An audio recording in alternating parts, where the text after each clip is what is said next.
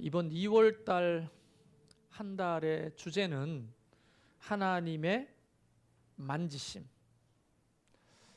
또는 치유라고 하는 주제로 하나님의 말씀을 좀 나누려고 합니다. 목표가 있습니다. 하나님의 만지심을 경험할 수 있기를 바랍니다. 그리고 두 번째 목표는 여러분이 하나님을 만져보시기를 바랍니다. 세 번째 목표는 서로 안에 거룩한 만지심을 경험하시기를 바랍니다. 그래서 이번 2월 한 달 동안 이 목표를 통해서 하나님이 어떻게 우리를 치유하시는지, 고쳐주시는지를 경험하는 한 달이 되기를 간절히 바랍니다. 할렐루야. 네. 우리 오늘날을 사회학적으로 어떤 시대라고 보느냐면 포스트 모더니즘 또는 포스트 모던 시대라고 부릅니다. 쉽게 얘기하면 포스트가 넘어갔다는 말이거든요. 모던, 현대가 넘어갔다. 다시 말하면 전통 사회가 끝나고 현대가 왔잖아요. 현대적이다 할 때 현대가 다가왔잖아요. 이 현대 시대도 끝나고 다른 시대가 도래했다는 거예요. 그러니까 옛날에는 전통 시대 사고방식으로 현대를 살아가면 도태되거든요. 근데 현대의 사고방식으로 우리가 지금 맞이하고 있는 이 포스트 모던 시대를 맞이하면 또 도태돼요. 그렇기 때문에 시대를 잘 통찰하는 것이 중요한데, 이 포스트 모던의 시대를 여러 가지로 특징 지어서 이야기하는데 긍정적인 특징도 상당히 많습니다. 4차 산업혁명을 통한 완전히 혁신적인 그런 정보사회가 된다든지 이런 것들은 굉장히 긍정적인 거죠. 근데 좀 부정적인 것도 상당히 많습니다. 또 경계선에 있는 것도 상당히 많아요. 부정적인 것과 긍정적인 것의 경계선에 있는 것들. 그 중에 어떤 개인주의의 팽배, 이 개인주의를 너무 지나치면 이기주의가 되죠. 이 개인주의의 팽배가 특징 중에 하나입니다. 그러면서 현대사회는 굉장히 삭막해졌어요. 그래서 윗집 아랫집이 누가 사는지도 모르고요. 바로 옆에 붙어 살아가는, 벽 한 칸을 두고 살아가는 사람의 삶도 우리는 관심도 없고 알지도 못합니다. 고립됐죠. 스스로 고립되어 있는 굉장히 삭막한 시대를 살게 됩니다. 그리고 동시에 비인간적이고 비윤리적인 폭력이 난무하게 되면서 이 포스트 모던 시대에 굉장히 중요한 부정적 특징 중에 하나가 타인과의 소통이 단절됩니다. 무슨 말이에요? SNS, 카톡을 통해서 예전보다 훨씬 더 많은 교류가 일어나는데요? 라고 말하지만 접촉을 통한 대화, 인간 대 인간으로 만나는 대화, 소통이 점점점 사라지고 있는 거예요. 실제로 SNS에 페이스북이나 인스타그램이나 이런 걸 통해서는 수없이 많은 소통을 하는 것처럼 보여도 실제로 사람과 사람이 만나는 이 면전에서 교제하고 대화하는 것을 두려워하는 거예요. 진실된 관계가 상실되는 거예요. 접촉을 두려워하는 거예요. 그래서 엘리베이터 안에서, 복잡한 버스나 지하철 안에서도 남이 나에게 터치하는 것을 두려워하는 거예요. 경계하게 되는 거예요. 이게 사회적인 현상으로 끝나는 것이 아니라 가정에도 이 문화가 들어와 가지고 가족이 해체되기 시작합니다. 아버지는 아버지대로, 엄마는 엄마대로, 자식은 자식대로. 이 가족을 해체를 경험하는 거예요. 가족 구성원들의 단절을 경험하게 되는 거예요. 건물도 바뀌었죠. 건물도 보면 아파트라고 하는 공간이 아들방, 엄마방, 딸방, 그죠? 만나는 장이 거실인데도 거실에 오면 TV라고 하는 존재가 같은 방향을 바라보게 하므로 서로 바라보지 못하는 시간을, 바라보려고 하는 시간을 빼앗아 갑니다. 그리고 각 방에서는 혼자 작은 스크린에 오로지 또 몰입합니다. 단절을 경험하는 시대를 사는 거예요. 접촉이 상실된 시대를 경험하는 거예요. 이게 공동체를 파괴하고 인간성을 파괴하고 가족을 해체하는 굉장히 무서운 주적으로 우리에게 설명되고 있어요. 사회심리학자들이 이야기할 때. 목사님이 이야기하는 것이 굉장히 객관적인 어떤 사회의 현상이다 이렇게 생각하면 안 되고 여러분의 가정을 들여다봐야 되는 거예요. 여러분의 목장을 들여다봐야 되고 우리 교회를 들여다봐야 되는 거예요. 과연 우리 가정에도 이런 현상이 일어나나? 우리 목장과 교회 안에도 이런 현상이 있는지를 통찰해 볼 필요가 있는 거예요. 옛날 우리나라를 한번 생각해 보시겠습니까? 이런 접촉, 만짐, 스킨십을 통해서 우리가 얼마나 이 공동체가 활발한 생동감이 있는 공동체였는지, 가족들이 얼마나 친밀감 속에 있었는지, 친구들과 친구들 사이에 얼마나 친밀감이 있었는지, 또는 이 동네 공동체라고 하는 마을 공동체가 얼마나 친밀감 속에 있었는지를 우리는 알 수 있죠. 그게 해체되고 없는 거죠. 예를 들어서 옛날 놀이 속에서도 이것을 잘 반영합니다. 개수나무 한 나무 토끼 한 마리 푸른 하늘 은하수. 이 손놀이를 기억하십니까? 순재 형제님 손놀이 기억하세요? 예? 저랑 한번 해보실래요? 아는 사람 없습니까? 좀 만만한 사람 좀 알아요? 나리자매 푸른 하늘 은하수 셋 알죠? 자 나와보세요. 우리 나래자매랑 내가 시범을 보겠습니다. 우리가 어린 시절에 이 놀이를 자 위에 내리세요. 나중에 네. 푸른 하늘 은하 네, 이 정도만 하겠습니다. 해체됐어. 여러분 우리는 어린 시절에 이 놀이를 하면서 가족 간의 정을, 형제지간에, 부모와 자식 간에 끈끈한 친밀감을 경험했죠. 친구들끼리는 말뚝박기라는 놀이를 우리는 많이 했습니다. 기억나시나요? 아이들이 사타구니에 머리를 쳐박고 쭉 붙어 있으면 아이들이 뛰어와가지고 그 몸 등 위에 올라탑니다. 넘어지지 않으려고 그 몸을 붙들고 애를 쓰죠. 그런 접촉을 통해서 우리는 친구들과의 친밀감을 형성해 왔습니다. 그리고 우리는 사회적으로도 집신밟기 기억나십니까? 전통놀이 중에 사람들이 전부 다 붙어가 등을 구부리고 있으면 두 사람이 위에 올라타는 사람이 양손을 붙들고 그 등을 밟고 다리를 건너죠. 정을 되보름해 하는 그런 온 공동체가 접촉을 통해서 만짐을 통해서 이 마을 공동체의 연합을 또 강조하기도 했습니다. 우리가 잘 아는 대로 아빠는 아이들을 목마를 태우고 그렇죠? 배가 아프다면 할머니나 엄마가 약이 없던 시절에 배를 까고 손으로 배를 어루만지면서 한 말이 뭐예요? 엄마 손은 약손. 정말 약손일까요? 엄마 손은 약손. 엄마 손은 약손이라고 문질러주면 이상하리만큼 배가 안 아팠어요. 등을 토닥거려주고 손을 잡아주고 머리를 쓰다듬어주는 이런 접촉들이 이 가족 공동체 안에 작은 마을 공동체 안에 빈번하게 우리 문화를 유지하는 도구였어요. 요즘 애들은 어때요? 그런 놀이들이 있나요?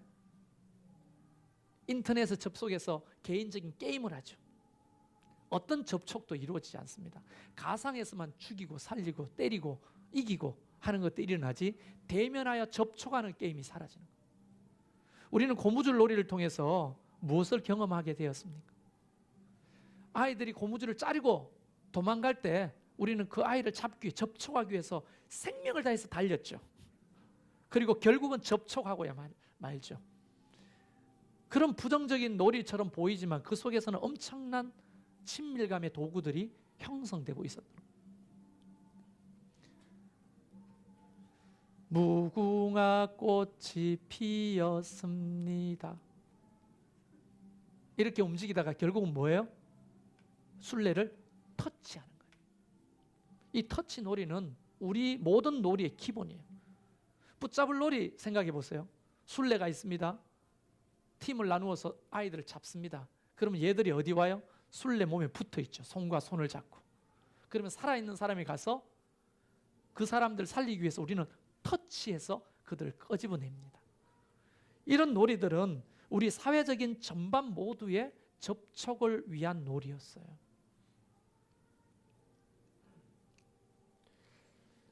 실놀이 기억나시죠? 두 사람 마주보고 앉아서 접촉을 통한 친밀감을 경험하는 굉장히 중요한 놀이들. 이렇게 따지면 너무 많아서 다 말할 수가 없어요. 그런데 그런 것들이 이 포스트 모던 시대에는 다 구닥다리 놀이로 천대받고 사용하지 않고 우리는 멀리하고, 그 놀이뿐 아니라 우리의 가정과 이 작은 공동체 안에도 더 이상은 접촉하지 않는. 아내들에게 물었대요. 언제 가장 행복감을 느낍니까? 설문조사를 했더니 여행 갈 때, 선물 받을 때, 외식할 때가 아니었어요. 가장 많은 사람이 설거지할 때 남편이 뒤에서 조용히 다가와 백허그 해줄 때 가장 행복했답니다. 물론 여러분 마음속에는 내 설문조사는 그게 아닐 건데 선물 받을 때, 돈 줄 때 가장 행복할 텐데 라고 했는데요. 실제로 소소한 행복은 그럴 때, 접촉할 때 느낀다고 설문조사가 이야기합니다. 다시 말하면 비언어적 의사소통을 위한 유용한 도구로서 접촉이 일어나는 거예요. 만짐이 일어나는 거예요. 그런데 이런 것들은 이미 많은 학자들이 연구를 했더라고요. 보니까 학자들 이름을 보니까 애슐리 몬테규, 미국의 문화인류학자, 이런 접촉이 가져다주는 효과, 효능이 어떤 건지를 연구했고요. 해리 할로라고 하는 심리학자나 메리 에인 스워즈라고 하는 캐나다 발달 심리학자, 그리고 영국의 동물 행동학자인 에드몬스 모리스라는 사람도 인간의 친밀 행동이라고 하는 통해서 많은 접촉을 통한, 이 터치를 통한 유용한 효과들을 증명해내고 있더라고요. 그 중에 하나가 우리가 잘 알죠. 식물도 집에서 키우는 화초들 있잖아요. 사람의 손길과 접촉이 된 화초들은 훨씬 더 건강하고 성장이나 빛깔과 향기가 월등하게 낫다는 거예요. 키워보신 분들은 알 거예요. 물 주고 영양 있는 주사를 준다고 크는 게 아니라 사람의 터치, 손길을 필요로 하는 거예요, 식물들이. 실제로 겨울에 보리 잎사귀 올라왔을 때 사람은 뭐 하십니까? 뭐 하죠? 보리 밟기 하죠. 보리를 밟아줘야 되는 거예요. 가가지고. 훨씬 더 성장 속도가 건강하게 자라죠. 모심기를 하고 이제 벼가 막 자라려고 할 때 주인은요, 맨발로 들어가서 그 골과 골을 해지고 다니면서 피를 뽑아주죠. 그럴 때 많은 벼들이 주인의 손길을 경험하게 됩니다. 놀라운 것은 피가 많고 주인이 들어가서 그 피를 뽑아주는 그 밭이 훨씬 더 많은 열매를 거둔다는 거예요. 희한하게도. 짐승들도 마찬가지입니다. 소 2마리를 한 사람, 두 사람이 똑같은 여물을 주고 키우는데 한 사람은 늘 빗질을 해줬다는 거예요. 여러분 철로 된 긁어주는, 소 긁어주는 거 아십니까? 삼각형으로 된 거. 소 안 키워본 사람 모르는데 그런 게 있어요. 이렇게 빗처럼 생긴 거. 소 덩어리를 긁어주는 거예요. 늘 소 덩어리를 긁어주고 이마를 만져다 주고 터치해주고 오늘도 많이 먹어라, 든든하게 살아라, 이렇게 해주는 소는요 훨씬 더 발육 속도가 빠르다는 거예요. 근데 여물만 갖다 주는 거예요. 어떤 터치도 없는 소는 똑같은 태어난 송아지가 똑같은 여물을 먹고 크는데도 성장 속도가 다른 거예요. 나중에 발육 속도가 다르기 때문에 새끼를 출산하는 양도 달라져요. 그거 어떻게 설명할 겁니까? 만짐과 터침이 얼마나 강력한 유용한 도구인지가 이제 과학적으로도 증명되는 시대를 사는 거예요. 사람들은 왜 이렇게 터치가 필요할까요? 혼자 살 수 없는 존재이기 때문이라고 합니다. 사랑과 친밀감을 나누고 관심과 동정심을 받게 되고 보살핌을 통한 치유를 경험하고 또 서로를 알아가고 믿음과 위안을 받고 감각적 체험을 통해서 자신을 확인하고, 그 부정적인 것은 또 때리고 공격을 하는 접촉도 있죠. 여러분 이런 이야기들을 들으면 그것이 어떤 사회 심리학적인 현상으로 들립니까? 아니면 여러분의 가정의 이야기로 들립니까? 우리의 관심은 이거죠. 목사님 알겠어요. 충분히.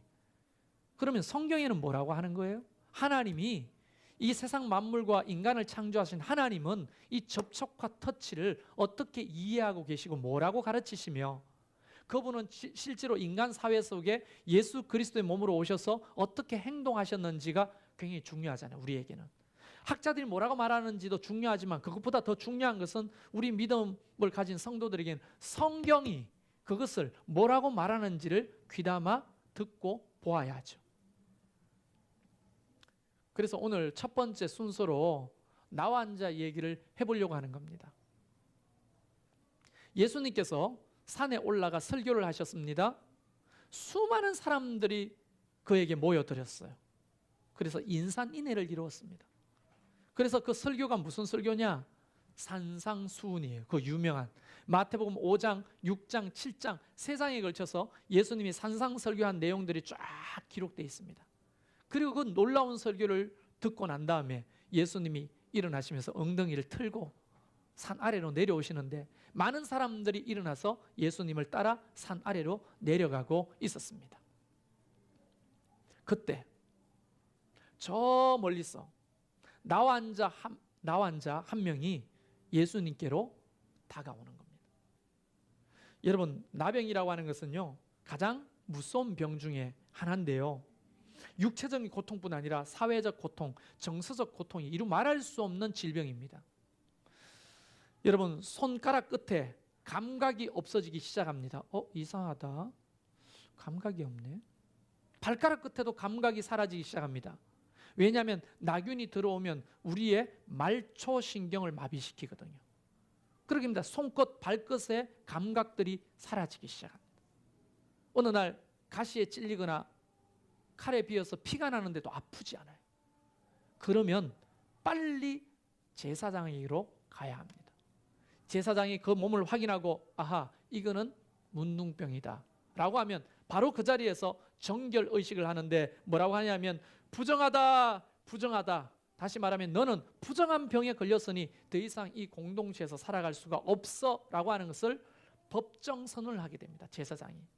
그러면 그때부터 졸지에 그는 가족에게로부터 그 마을 공동체로부터 벗어나서 살아야 되는 거예요. 근데 보기에는 아직 멀쩡합니다. 그러나 시간이 지날수록 그 나균은 온몸에 퍼져서 우리의 말초신경을 공격하게 됩니다. 마비시킵니다. 혈액순환이 되지 않고 피부가 괴사되고 손가락이 떨어져 나가는데도 아프지 않습니다. 끝마다 다 아물기 시작해요. 코끝, 입끝, 눈끝, 귀끝 모든 것들이 다 짓물고 썩어 떨어집니다. 그래서 나병의 마지막 결과물은 뭐냐? 사람의 코가 문드러지고 귀가 떨어지고 손가락 마디마디가 잘라지고 눈에서 진물이 나고 흉측한 흉터를 남기게 되는 거예요. 그래서 그때는 성경시대는 이 나병을 부정한 병, 저주의 병이라고 해서 이 공동체에서 격리시키는 거예요. 심한 사람은 목에 방울까지 달았습니다. 왜냐하면 그를 터치하거나 만지면 그 저주와 부정한 것이 나에게도 옮는다고 생각하기 때문에 가족을 사랑했던 그 환자는 가족에게 감히 다가설 수가 없는 거예요. 얼굴이 보고 싶고 만나서 얘기하고 싶으나 감히 사랑하는 우리 가족에게 내 부정함이 옮을까 봐 다가갈 수도 없었습니다. 그러나 용기를 가지고 멀찌감치 우리 아들, 딸, 내 아내, 남편 얼굴이라도 보려고 하면 사람들이 목에 달린 방울 소리를 듣고 돌을 들고 던졌습니다. 왜냐하면 율법에 그 부정한 병을 가지고 공동체 안에 들어오면 돌로 쳐 죽여도 된다고 되어 있어요. 그래서 이 환자는 너무나 힘든 단절 속에서 살아가게 되는 거예요. 사람한테 용기를 내서 다가오면 사람들은 돌을 던지고 부정하다, 부정하다 사람들이 떼창을 합니다. 목에 달린 이 방울 소리가 날 때마다 그 치욕감과 좌절은 이루 말할 수가 없는 거예요. 그런데 이렇게 죽을 수만은 없는 노릇이죠. 그래서 예수님의 소문을 들었던 이 나병 환자가 저 산에서 내려오는 예수님을 보고 달려갑니다. 여러분, 달려가기 시작했을 때 주님을 따라 내려온 수많은 사람들이 어떻게 반응했을까요? 반사적으로 집어 던질 돌을 찾게 되고 많은 사람들은 부정하다, 부정하다, 부정한 사람이 나타났다 소리치기 시작했습니다. 다시 말하면 예수님에게 달려가려고 했던 이 나환자는요, 목숨을 걸고 주님께로 달려갔던 거예요. 돌 맞아 죽을 각오로. 누구도 접촉할 수 없는 그런 외로움의 병을 앓았던 이 나환자. 자기를 고통스럽게 하는 것은 이 질병이 아니었어요. 고립과 외로움, 사람들로부터 거절당하면 그 거절감, 그것이 그를 더 괴롭힌 거예요. 주님께로 왔을 때 그는 목숨을 걸었습니다. 돌 맞아 죽을 각오를 하고. 그런데 이 대목에서 오늘날 우리를 보면 서로 문둥병 환자 취급을 하지 않나요? 남편과 아내가 서로 그렇게 바라보고, 부모와 자식이 접촉할 수 없는 대상으로 부정하다고 생각합니다. 성도들끼리도 서로 어떤 접촉도, 눈 인사뿐 아니라 고개를 숙여서 서로 인사하는 것도 잘 보기가 힘듭니다. 그저 친한 사람 몇 사람하고죠. 과연 이런 공동체가 어떻게 건강한 하나님의 공동체가 될 수 있겠으며, 그런 가족 공동체가 어떻게 치유와 회복과 성숙으로 나갈 수 있겠느냐는 거예요. 여러분이 하나님의 만지심이라고 하는 주제를 생각할 때는 그냥 단순하게 하나님이 우리를 안수해 주시나 보다, 목사님이 우리 병든 것을 안수해 주시나 보다, 이 정도로만 생각했겠지만 그 이상의 놀라운 사회적 현상도 품고 있는 주제라는 것을 여러분이 인식했으면 좋겠어요.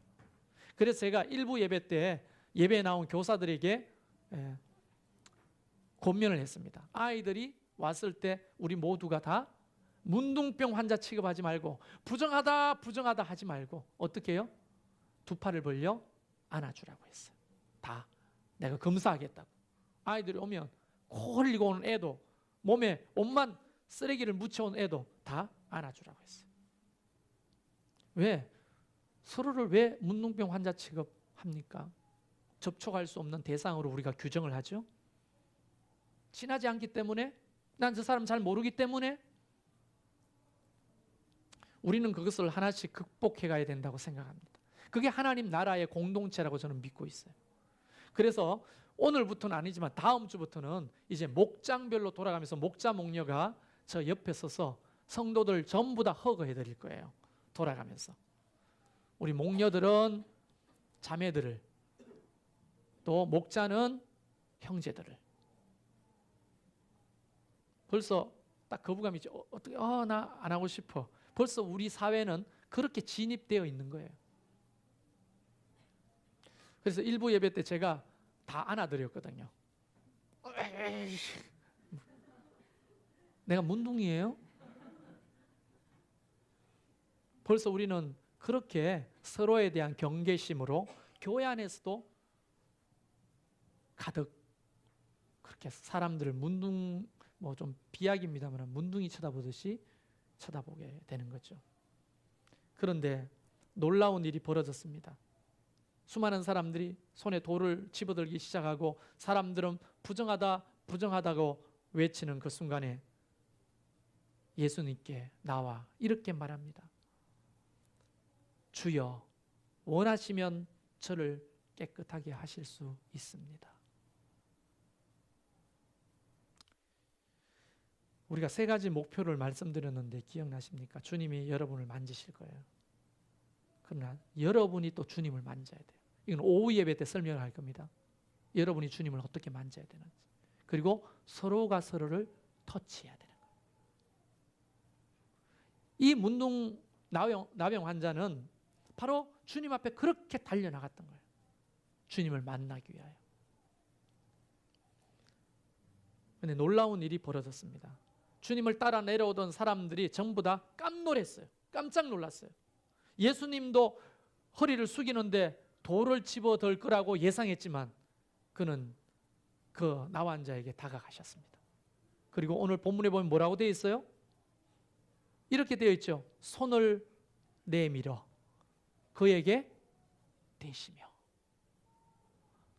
여러분, 손을 내밀어 대신다는 이 의미 속에서 예수님의 손바닥에서 병을 고치는 능력이 나가지 않는다 할지라도 손바닥에서 병을 고치는 능력이 안 나간다 할지라도 이 터치가 어떤 치유를 이끌어냅니까? 우리의 배를 쓰다듬으면서 엄마 손은 약손이라고 말할 때 엄마 손에서 혹시 능력이 나올까요? 병을 고치는? 그런데도 불구하고 엄마 손에서 어떤 능력이 나오지 않는다 할지라도 그 터치는 아이에게 무엇을 주게 됩니까? 안정감과 내가 나을 거라고 하는 믿음과 존재를 깨닫기 시작하는 거예요. 예수님께서 모든 사람들이 거절하고 부정하다고 외치며 돌을 던지는 그 한 인간에게, 버려진 한 인간에게 오셔서 손을 내밀어 만지셨다는 거예요. 이 거룩한 하나님의 만지심이 저와 여러분에게도 있게 될 줄로 믿습니다. 언제 있습니까? 여러분 찬양 속에서 하나님의 손길을 경험해 보세요. 여러분이 기도할 때 하나님의 손길을 경험하셔야 돼요. 설교를 들을 때 하나님이 어떻게 우리를 터치하시는지를 경험하셔야 됩니다. 거기에 대해서 무감각한 상태로 노래만 부르고 있다거나 허공에 떠돌아다니는 그냥 아무런 의미 없는 소리로 기도만 하고 있다. 한 귀로 듣고 한 귀로 흘리는 사람의 소리로 설교를 듣는다 한다면 거기에서 어떤 하나님의 손길도 경험할 수가 없는 거예요. 여러분, 우리가 믿어야 될 게 뭡니까? 예배하는 이 순간에 이 공간 안에는 성령이 임재하시고 이 공간을 충만하게 채우고 계신다는 것을 여러분 믿으십니까? 그러면 이 시간 여러분이 마음에 눌린 것, 병든 것 무엇이 있다 할지라도 하나님이 여러분이 찬양하는 그 순간에, 기도하는 그 순간에, 말씀을 듣는 그 순간에 하나님의 손길이 여러분에게 와닿는 거예요. 할렐루야. 이 하나님의 만지심, 능력이 나가지 않는다 할지라도 그 만지심은 그에게 주는 메시지가 너무나 강력했어요. 다 거부하고 다 돌로 치려하고 다 도망가고 부정하다고 외치는 그 순간에 예수님만큼은 내가 한 존재임을, 한 인간의 가치임을 깨닫게 해주시는 손을 내밀어 주시는 거예요. 만져주시는 거예요. 그게 교회에서 일어나는 놀라운 사건들인 거예요. 혹 목사님이 안수회가 병고침이 없다 할지라도 예배 가운데 하나님이 우리를 세우시고 터치하시면서 한 존재로서, 가치 있는 한 존재로서, 하나님의 자녀로서 우리를 만져주심을 날마다 경험해야 되는 거예요. 할렐루야. 근데 멍청하게 초점 풀린 눈으로 앉아가지고 빨리 예배가 안 끝나나 하면 그 어떤 그 하나님의 만지심을 경험할 수가 있는 거예요. 이 사람은 돌 맞을 각오를 하고 예수님 앞에 달려 나오잖아요. 예수님 뒤로 따라 나오는 수많은 사람들이 위협으로 안 느껴졌을까요? 느껴졌겠죠. 그럼에도 불구하고 그는 예수님 앞에 달려 나오잖아요. 그 열정이 저와 여러분에게 있어야 하는 거예요. 그때 주님의 만지심이 여러분을 터치하게 되는 거예요. 할렐루야. 그때 어떤 일이 일어납니까? 그렇게 만진 다음에 예수님이 이렇게 말씀하십니다. 내가 원한다. 네가 깨끗하여지기를 바란다. 말씀이 고치는 거예요. 하나님의 말씀이. 손바닥에서 무슨 불이 나가는 게 아니고 그 말씀이 바로 고치는 거예요. 아까 기도자고도 했지만 나사로야 나오라 말씀하실 때 그 캄캄한 동굴 안에 괴사되어서 다 죽은 세포들이 살아나고 기능을 상실했던 오장육부 백체의 장기들이 기능하게 되고 그가 산 사람이 되어 나오잖아요. 시간이 걸렸습니까?